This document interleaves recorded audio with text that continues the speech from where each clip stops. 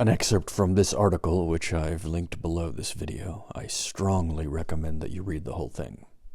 The most serious problem the Vatican II Church, otherwise known as the Novus Ordo Antichurch, has is not that of corrupt or otherwise immoral clergy. It is that of having a false magisterium.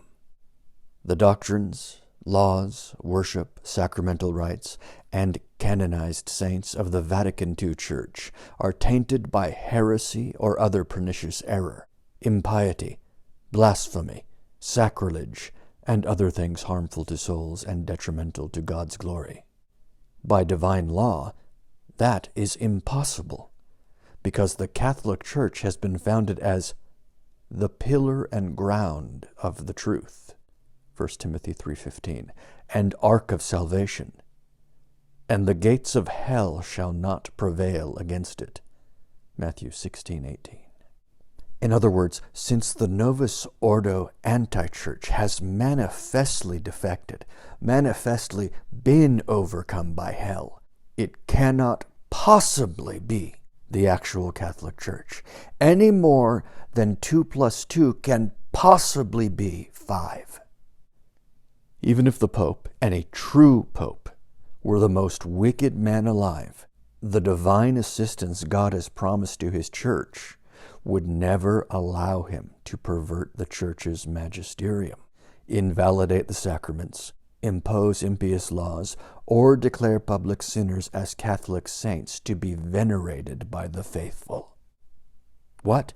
Who might these public sinners be that he mentions here, who have been canonized as saints?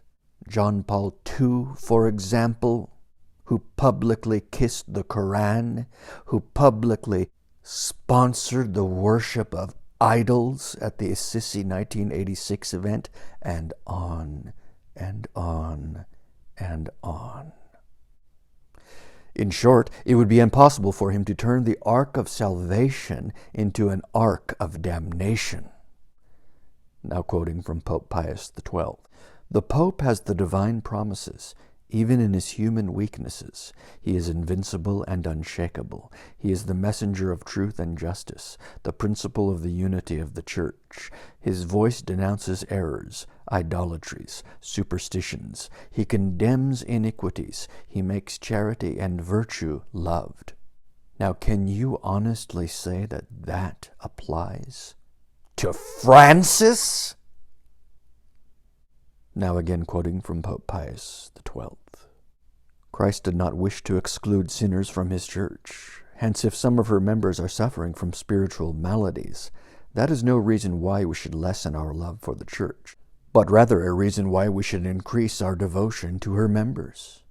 Certainly the loving mother is spotless in the sacraments, by which she gives birth to and nourishes her children, in the faith which she has always preserved inviolate, in her sacred laws imposed on all, in the evangelical counsels which she recommends, in those heavenly gifts and extraordinary graces through which, with inexhaustible fecundity, she generates hosts of martyrs, virgins, and confessors. But it cannot be laid to her charge if some members fall, weak or wounded. We must distinguish between immorality and teaching error, and we also have to remember that though not all teachings from a pope are infallible, all teachings from a pope are safe to follow. And that's magisterial teaching. I'll find that and I'll post about that in the future. But notice the underlined portion of what I just quoted from Pope Pius XII. In the faith which he has always preserved inviolate. Can you say that Francis has preserved the Catholic faith inviolate? All right, now skipping down a little bit in the article. There is then all the difference in the world between a Catholic who is a great sinner and a public non-Catholic, like Francis. Now quoting again from Pope Pius XII. I'm just going to read the underlined section here. For not every sin, however grave it may be, is such as of its own nature to sever a man from the body of the Church, as does schism or heresy or apostasy. Therefore, for example, one may commit a moral sin, a grave sin of sexual immorality, but that sin does not of its nature sever a man from the church.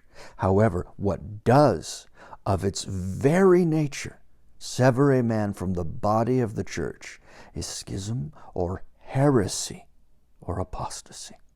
There is no more public heretic in the history of the world than Francis. Because of modern communications, his public words and acts of heresy have been documented to an extent like no other in the history of the world. And those sins, by their own nature, cast him out of the church. In other words, they require no judicial declaration. They ipso facto cast him out of the church. And therefore, he's not a member of the church. He's not part of the body of the church. And one who is not a member of a body cannot be the head of that body. That's basic logic, and it requires absolutely no authority to recognize and speak that basic logic, any more than one must be a mathematician to recognize and proclaim that 2 + 2 = 4, and only 4, and that 2 + 2 therefore can never equal 5. In other words, there can never be a non-Catholic pope, and it requires no authority whatsoever to recognize this truth. Continuing in the article, a pope need not be holy to be a true pope, but he must be a Catholic. That is, even though his soul does not have to be in the state of sanctifying grace for him to be the Church's genuine supreme pontiff, he certainly must be a member of the Church, and this membership requires him to profess the true Catholic faith.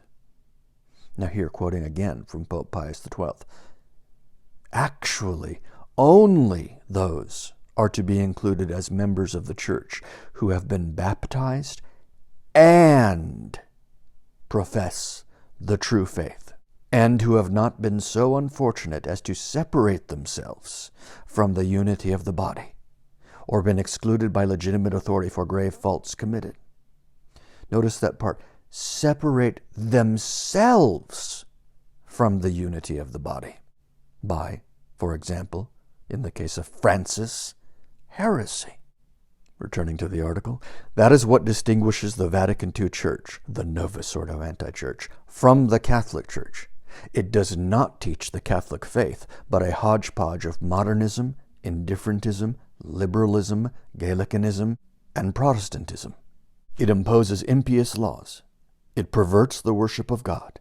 It corrupts the sacred liturgy, to the point that some of its sacramental rites are downright invalid. It solemnly declares unworthy men and women to have been saints with heroic virtue. Perhaps the most egregious example is Saint Paul VI. Nauseating.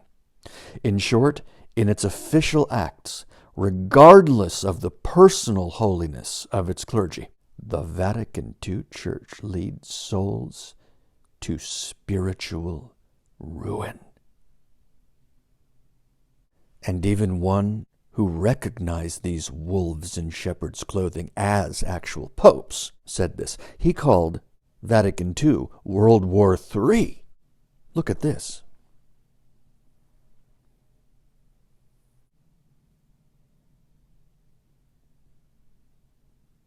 Astonishing words there from Archbishop Lefebvre.